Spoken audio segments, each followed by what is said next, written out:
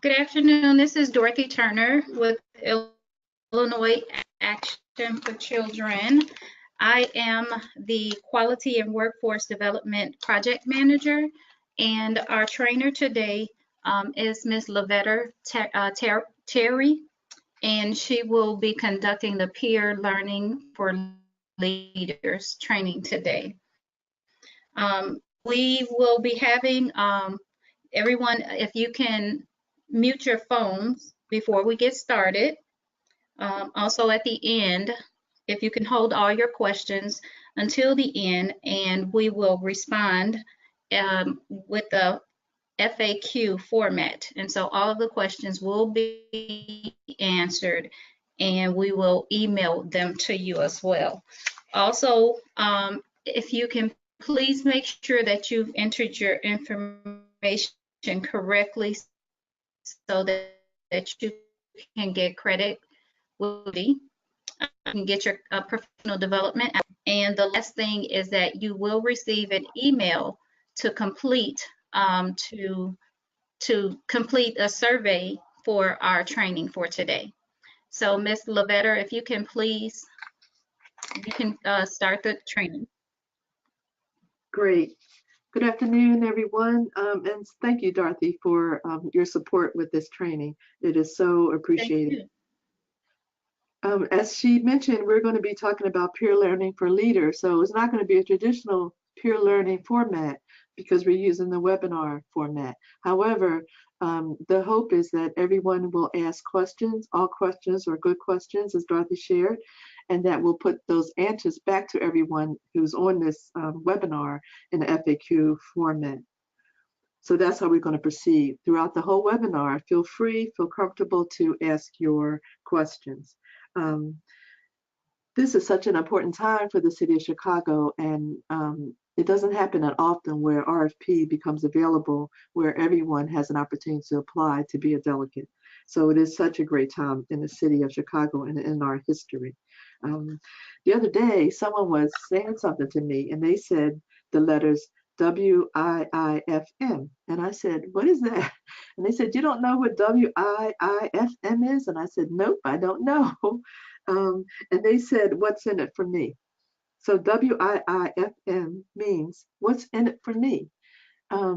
As a trainer, and again, my name is Lavetta Terry, I have over 40 some years of experience in the field of working with children and in terms of being an executive director, in terms of being a family worker. I was even a grantee director in the city in Philadelphia in Region 3. So I have a wealth of experience. And more importantly, I have such a love for the good work that we do and for children. And I know all of you are involved in this because of your love for children, because you want the very best for our children in the city of Chicago. So let's move forward with our training. We know that the RFP is due May 15th, which is right around the corner. It's due May 15th at 12 o'clock.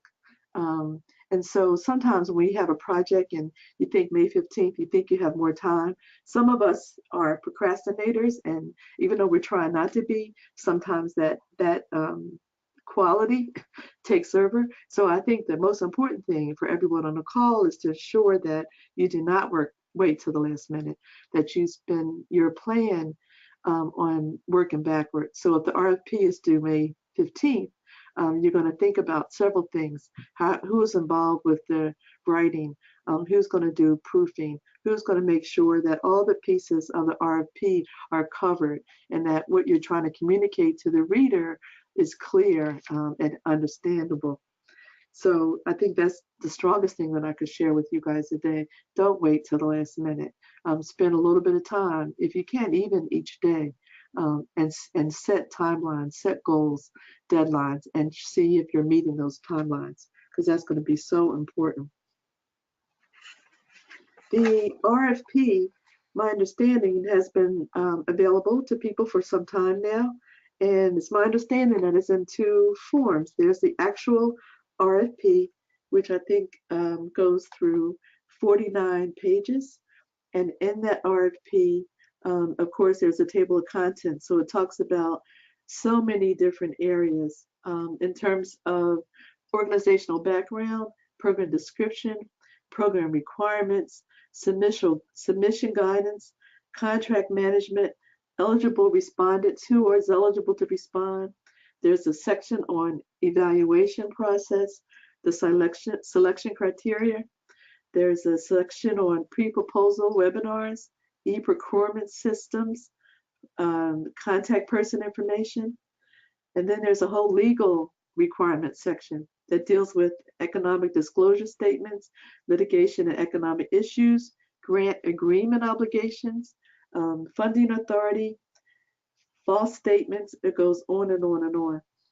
The RFP proposal is very detailed, and I like it because if you spend time reading the document and then break it up into chunks, it's manageable. So I like to say, how do you eat an elephant? Well, who really eats an elephant? But people say, how do you eat an elephant? You eat an elephant one bite at a time. So sometimes RFP can feel like it's a big elephant. However, if it's been divided up into certain sections where it's manageable and digestible. There's also a wonderful section that talks about a glossary. You know, sometimes in our child development field, we throw around terms and things that we think people are speaking the same language, but they might not understand what we're saying. So there's a wonderful glossary with acronyms there that's important, so that you don't have to keep in your proposal, keep saying Health and Human Service or parents as teachers. You can say PAT. Once you say the parents as teachers first, the rest of your document can refer to PAT, for example. There's also details on the purpose and scope of services for the RFP, organizational background, and it goes on and on and on. You don't need me to read that to you guys. You guys are excellent readers, and you can read that for yourself. The second thing that accompanied the RFP, which I think is from all of you guys, that you guys ask questions, and as a result of your questions, the City of Chicago Children and Family Support Services put together a document, and they're calling that Amendment Number 2, and it ties right into the RFP. And so in that amendment, it deals with the different sections and questions that you guys asked, sections 1, 2, 3, and 4, 5, and 6. And then it goes to a general question and answer information. That particular document is about 40 pages long. It's digestible, though. It's really easy to read, and it's really going to address anything in RFP that might not have been clear initially, because the last thing we want is we don't want people to interpret the RFP and interpret it incorrectly. So Family Support Services has done a wonderful job putting together this supplement document, I'm going to call it, responding to the questions that you all in the field have asked. So make sure that you spend time and intention with that RFP, and then Amendment Number 2, which supports the RFP. Laverta, Yes. are you advancing your PowerPoints? Not yet, but I'm getting ready Okay, to. I just wanted to make sure. I'm sorry. That's okay. You're fine. That's fine. Thank you. So I just wanted to cover some things to make before I move on. Yep. Okay. So advancing the PowerPoint. All right. So let me go back to the first one. So the name of this webinar, of course, is Peer Learning for Leaders, Single and Multi-Site Programs. And so the peer learning piece comes in again, as I said earlier, with your questions, because your questions that you have for your program are most likely the same questions that other people will have for theirs as well. And so you're going to support your peers through asking questions, but then we're going to support the whole child development community by responding with information from the City of Chicago. All right, next slide. So if you can please type in your questions on the right hand of the screen, we will tally all of the questions, and again, we will put them in a FAQ format, and the questions will be answered and emailed to everyone.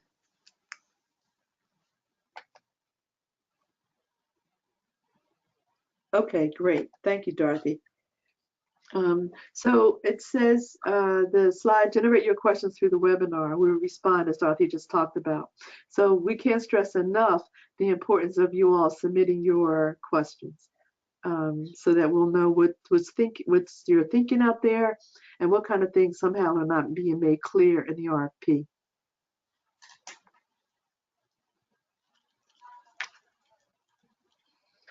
I absolutely love this slide. I love this slide for many reasons because it really speaks to the work that we do. This could be any typical child development classroom in the city of Chicago, where you have beautiful children and the teacher working and learning and together. And you can look at this slide for a minute and see so many learning opportunities that are occurring. Even the little boy that's off to the side who's looking, he's trying to decide if he wants to be engaged, if he wants to join the class, if he wants to join the group. But it's such a good slide.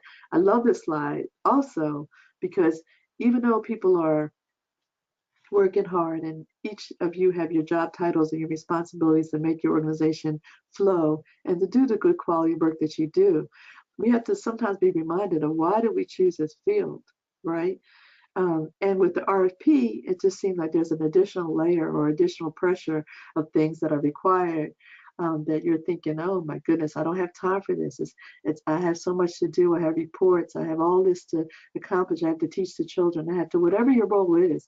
And we know that your role is part of a piece of a puzzle and that all the pieces of the puzzle work together. But this slide is going to help remind us of why we're in the field that we're in. And why it's so important that we do the work that we do. And so when you look at the slide and you think about the RFP, when you answer those questions and they're asking for so much detail, they really want to make sure that everyone who is given the opportunity to be a delegate and to continue to provide service is really, really in it for the right reason, is really able to make sure the children of the city of Chicago grow and are ready for kindergarten, and that we have some of the brightest children in the country. So this slide speaks to that.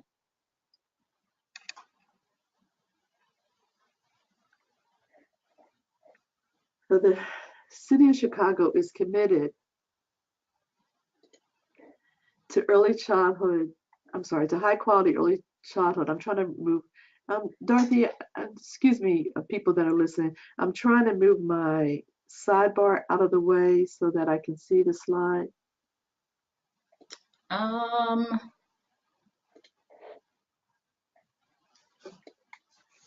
You know what? I think I just figured it out. Thank you, though. Thanks. I should have did that earlier. Okay. I apologize, everyone who's listening. Okay, this slide. The city of Chicago is committed to high quality early learning through a citywide system of school and community-based programs known as the Chicago Early Learning, which we call CEL, C-E-L. The city has engaged in two major policy shifts to facilitate access and to improve the quality of early learning services in the city of Chicago. These shifts are pivotal, strong city systems. And so this has been going on for a while, where the city has looked at what they're currently doing and what's the best way that we can all provide quality services to the children of the city of Chicago. The consolidation of funding for community-based early learning programs under the Chicago Department of Family and Support Services in 2017 was aimed to provide more cohesive, cost-effective administration of Chicago's funding for high-quality early childhood educational programming outside of schools.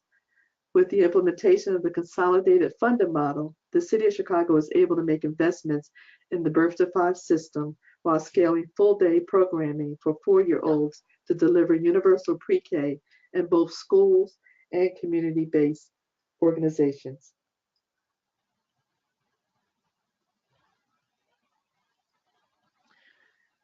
Look at this slide. This slide deals with all of the community areas in the city of Chicago. Look at this slide and see where your programs are located. This slide is very telling. It breaks up the city of Chicago into different areas, different communities. And each of your programs reside in one of these communities. So as you think about your RFP, you think about your current organization, you think about your current community needs, you think about your strategic planning if that has occurred, you think about the services you're providing currently, and then the services you want to provide in the future. I know some of you are moving forward to grow your organizations. Some of you are decided to provide services for a different population, and in some cases, a different age group. So when you look at this slide, it just looks like a visual map of a divided city of Chicago. But it's bigger than that. It's important that you understand the community that not only you're in, but the community that you're trying to grow in. Some people are going to open up programs in different communities that they don't currently provide service in. So it's important that you do your homework about that and understand that the city of Chicago has different links where you're able to get a really great community geographic information about your community and other communities. So basically, make sure you do your due diligence when you're talking about why are you serving your current community and why are you choosing to serve additional communities as well. Ride around, look in your community. Sometimes we go into our office every day, we ride to our programs, and we think we know everything in our community, but it's almost like we're colorblind, so to speak, that you think you know everything that's in your community, you think you're aware of everything that's happening, and you may know some of it, but you may not know all of it. And so it might be a good idea to take some time and just ride around your community, ride around the areas that you provide service to. Talk to your businesses, talk to other providers, talk to different organizations that are providing services to the families in your community, and get a stronger, deeper, intentional sense of what's happening out there and how can you tie that all into your proposal. It's even a great idea if some of those people give you letters of support, that they support what you're doing and they appreciate the good work that you're doing with the children in the community.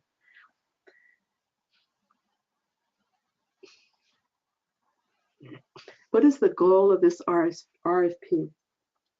Chicago children being ready to succeed in kindergarten is the most immediate outcome we have for children who are participating in Chicago early learning programs. We want to make sure that all of our children from birth to the age of 5 are ready for kindergarten, that they're well prepared, and they're ready for the challenge. It's a big job that we have, and we have to make sure that we're doing everything in our power to make sure that the children are ready for that and that the parents are ready. So the goal of this RFP, Chicago children being ready to succeed in kindergarten, is the most immediate outcome we have for children who are participating in Chicago early learning programs. We want to enhance and expand highly effective services to vulnerable families with children ages birth to 5. For Chicago early learning community-based programs to provide early learning experiences that support children's development based on their individual trajectory across 4 developmental domains: social emotional, physical, language, and cognitive, with the goal of supporting their success in school and in life.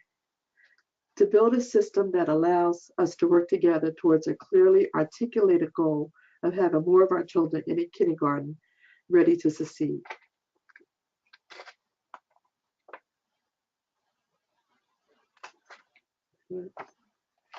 Before I move on from that slide, we also want to make sure that based on the desired outcome for Chicago's children to be on track and ready for kindergarten, this RFP aims to achieve these goals: deliver high quality learning environments and experiences that promote children's growth, development, and kindergarten readiness across 4 areas, engage and support families by providing them with meaningful ways to interact with their children's learning and development and attain their own personal goals, provide programs with the foundation and supports necessary for strong program design management and monitoring systems that contribute to sustained quality programming, and employ a professionally prepared and adequately compensated workforce to achieve the desired outcomes for children and their families.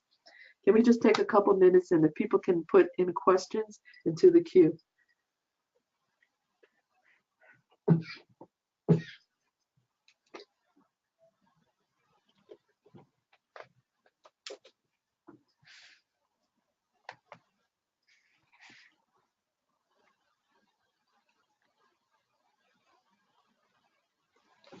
I want to talk a little bit about families at this point. It's really important in your RFP that you do that you document strongly the importance of families and how you really want to support the goals that parents have for their children. All parents want their children to do well.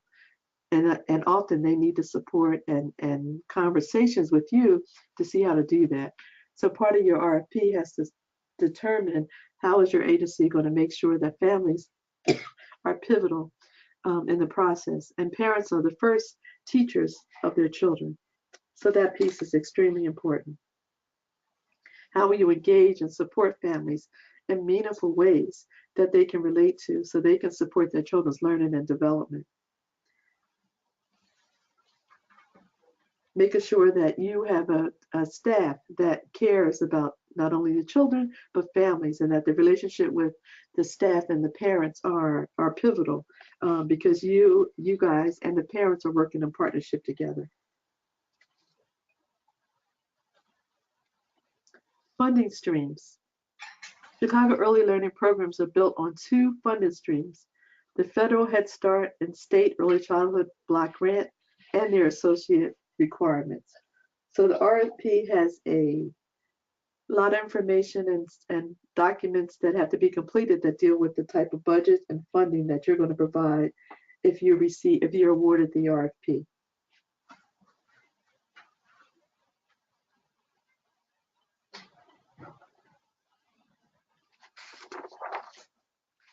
Let me go back to this one again.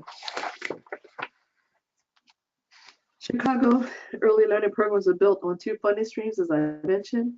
The federal Head Start programs include Head Start for 3 to 5-year-olds, Early Head Start for children birth to 3-year-olds and pregnant women, and Early Head Start Child Care Partnership programs for children birth to 3-year-olds. It also includes Early Childhood Block Grants, which includes Preschool for All for 3 to 5-year-olds and Prevention Initiative for birth to 3-year-olds, along with pregnant women.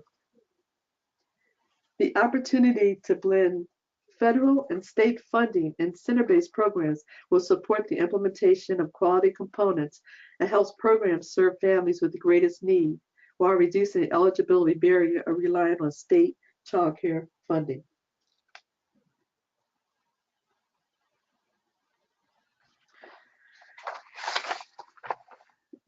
I know the RFP has many purposes, and I like this slide because the money is all around the heart, and the only wealth in this world is children. And so it's important, as I've been saying throughout this webinar, that even though the funding is going to allow you, the RFP is going to allow you for a funding opportunity, it's just so important for us to remember what is our purpose.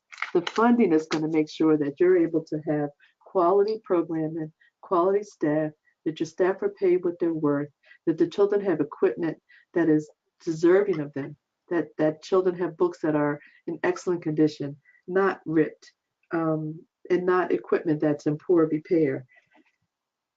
That people can walk into a program, and I showed you that slide earlier where that was a well-designed, well-put-together program where children were cared for, where children were the focus, and it showed. And even though we need these dollars to be able to make sure that we provide everything that children deserve, it's important that we remember what our focus is. So the only wealth, and that's, sorry about the spell error, I'll correct that. The only wealth in this world is children. And so we understand that, we get that, and we want to make sure that we do everything in our power to provide optimal child development services for our children and families.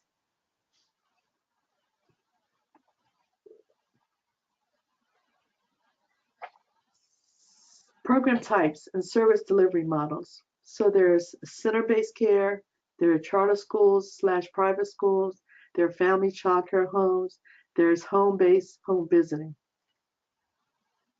So under center-based care, early childhood education and care is offered in Illinois, licensed facility with separate classrooms or areas for distinct age groups, birth through 5. Comprehensive services offered include family engagement, health and nutrition. The service delivery occurs at the centers, at the center-based sites. Charter schools and private schools. Early childhood education offered in Illinois, licensed exempt facility with separate classroom or areas for distinct preschool groups. Comprehensive services offered, including family engagement, health, and nutrition. The service delivery occurs at the school. Charter schools or private schools seeking to align their pre-K programming with their school charter or elementary school funding authorized by Chicago Public Schools should consult with CPS. Family Child Care Homes. Early Childhood Education and Care offers a licensed home for children birth to 5, with comprehensive services offered, including family engagement, health, and nutrition. The service delivery occurs in a licensed child care home. DFSS supports family child care homes through networks established with Head Start or Early Head Start delegate agencies. Individual family child care homes should seek becoming a part of a network that meets the specific community needs. Home-based, home visiting. Early childhood development programs working with parents to support them in understanding child development and their role as a parent using one of the FSS approved evidence-based models for implementation. In addition, the programs work with parents to facilitate parents' ability to set and achieve goals for themselves and focus on their own development. Comprehensive services are offered. The service delivery is mostly in the parents' homes, except for socialization times and parent meetings.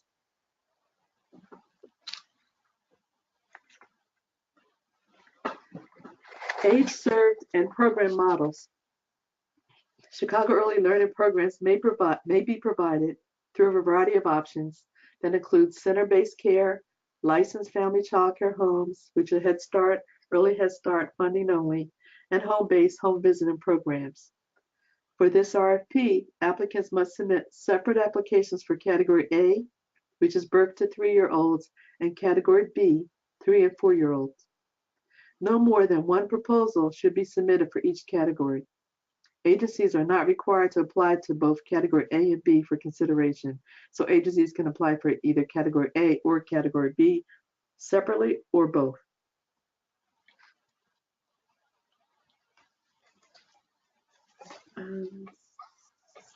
So with the Category A, birth to 3-year-olds, that can include Prevention Initiative, which is PI, Early Head Start, and Early Head Start Child Care Partnership. The service models for PI, Prevention Initiative, is center-based and home-based home visiting. For Early Head Start, the service model is center-based, home-based, and home visiting, and family child care homes. For Early Head Start Child Care Partnership, the service model is center-based and family child care homes. That's all Category A. For Category B, which is 3-year-olds, the funding is Preschool for All, PFA, and the service delivery model is center-based or charter schools/private schools. Another Category B is Head Start.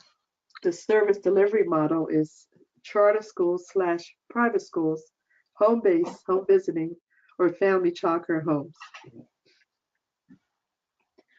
I know I'm saying a lot and you don't have all the visuals in front of you, but all of this is listed in your RFP. And it's a wonderful chart. This breaks out the categories from Category A from Category B and the funding along with the service delivery models.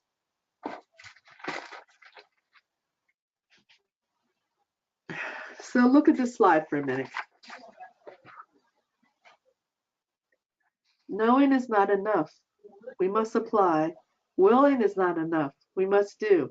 And this is a quote from Bruce Lee. And not that I'm a Bruce Lee fan at all, but I think it just speaks to what we're dealing with right now. We have to make sure with this RFP that we really know it like the back of our hands. We must make sure that the things that we currently are doing that are successful, that we apply those things. But in addition, if there's some things that we need to improve upon, this is a wonderful opportunity to start looking at policies and procedures and making sure that you're doing everything that we often talk about things that we want to do, but making sure that we actually are doing it. So we must apply. Having a desire or being willing is just not enough. We have to make sure that we must do.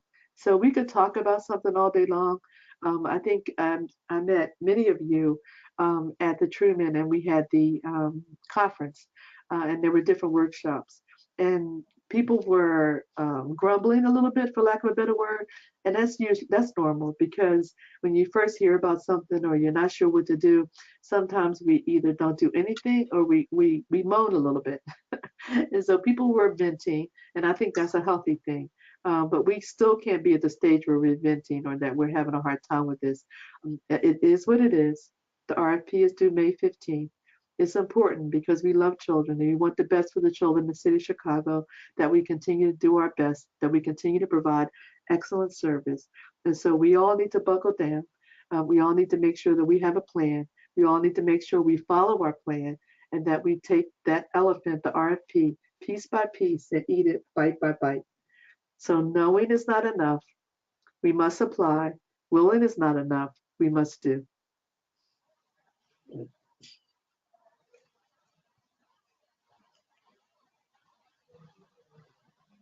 Performance measures. Design and implement learning environments and practices that support children's development across 4 developmental domains that have been identified as key to children's kindergarten readiness: social, emotional, physical, language, and cognitive. This again is an important piece of the RFP. Make sure you talk to the people in your organization that have their background in education. Make sure that you're looking at this different test results that you receive from your children, different things that have been measured, and that you address this. This should be part of your policy, your child development policy, and so you should be able to pull it from that. But if it's not there, you need to make sure that you develop one and that you're able to strongly articulate how you're going to achieve these measures, these performance measures, because they're crucial.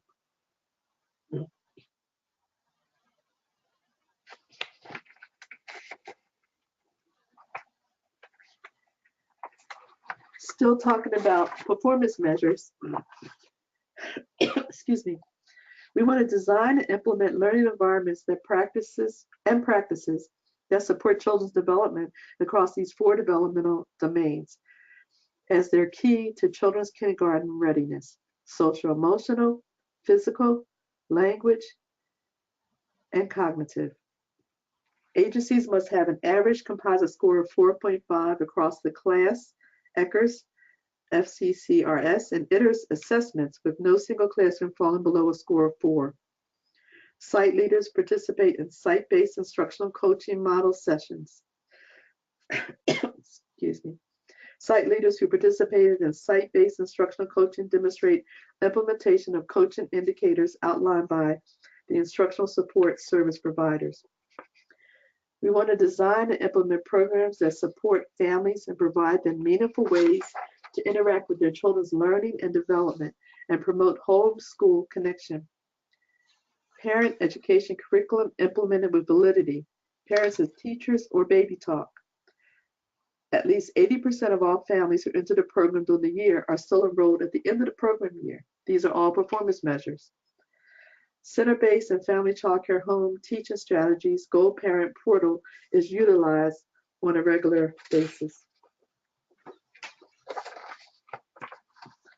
Design and implement a program management and monitoring infrastructure that fully supports quality learning environments and parent and family engagement. Overall average score of 5.0 or higher on the program administration scale, the PAS. Parent and staff satisfaction surveys demonstrate 85% overall satisfaction and demonstrate growth in areas from the previous year. Program baseline information on surveys that assess effective leaders, collaborative teachers, involved families, supportive environment, and ambitious instruction. Also, another performance measure: improve reduced staff turnover rate. So you have to look at the turnover rate of your staff. And if it's not where you want to be, what would your plan be to make corrective action with that?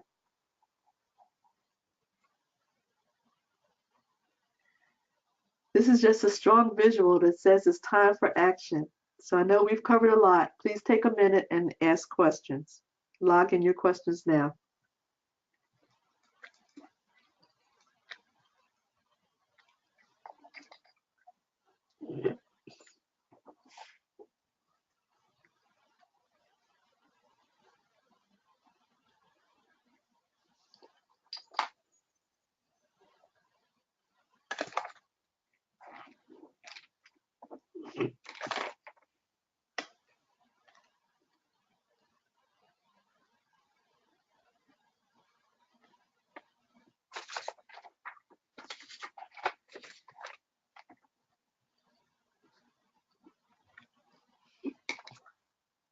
Okay,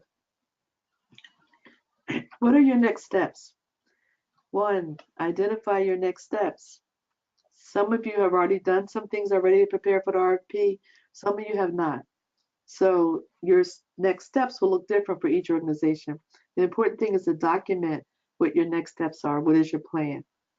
Make steps clear to your team. Whatever your plan is, it's only as good as you're going to be able to communicate that. So if you're the only person who knows about the plan or your steps, that's not going to be helpful because your team, this needs to be a team process in completing the RFP. More heads are better than one, for sure. Determine who is responsible for each piece of the process. We talked a little bit about performance measures. You know, it's so important that your family workers are involved, your educators are involved. Who is part of the process? What pieces are people responsible for to either write or at least to have input, to have ongoing communication meetings where you having conversations with each of your content area experts so that all that's included in the work that you do. Think of your budget, and I think there was a webinar on the budget this morning and how it's related to your research and plan to operate your program. You already been those of you have already been operating, you already have information and experience. You know what works and what doesn't work. You already have a plan to operate your program. So you have to look at your budget, pull in your fiscal person and see where are the areas that we need to look at in terms of what kind of things were maybe been over budget and what kind of items were under budget. Throughout this whole process of working on your RFP and developing and writing your RFP, think of qualifications. Qualifications in terms of your staff, qualifications in terms of your expertise, qualifications in terms of the people in each content area. Who's your fiscal person? Who's your educator? Who is the person that's helping with your performance measures? Are you qualified to be able to produce high quality child development programming for our children of Chicago?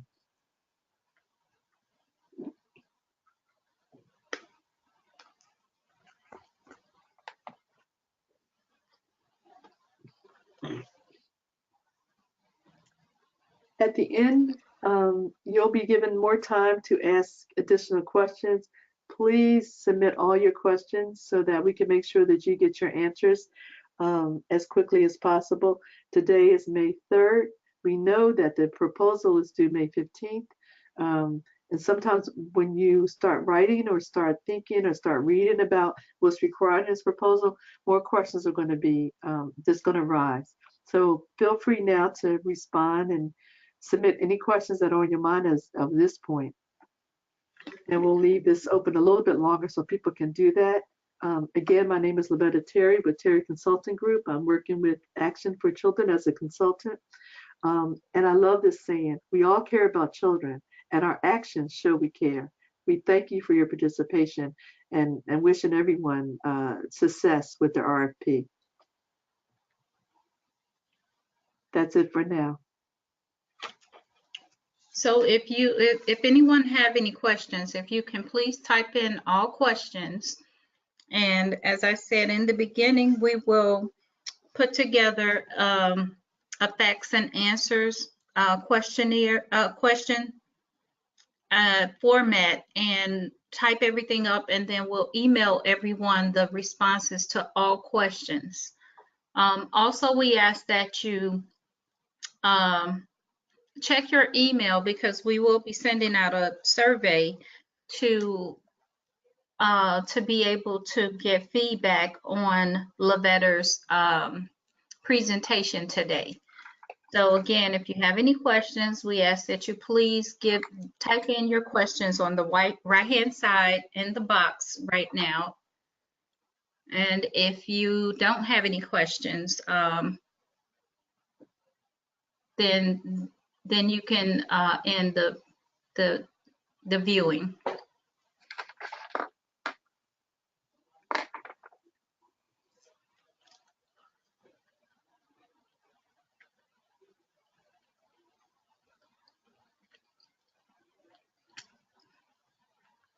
Okay, I see that some people are leaving the group. Also, just stay tuned for many other webinars that we will be conducting next week.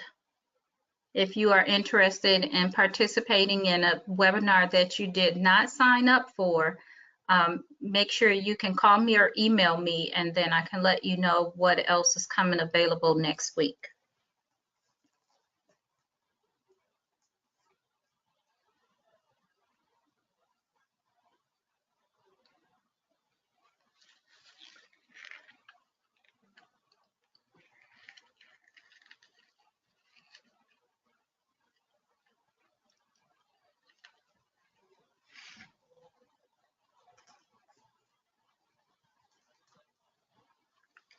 Lavetta, are you able to open up the box where it says questions? Because I was trying to make it wider so that I would be able to see what it looked like it's one question, but I really can't tell what the question is because the box is too small. Right. On the right-hand side. Let me see. It is. Somebody said they couldn't hear anything. Demira. I cannot hear anything, she said.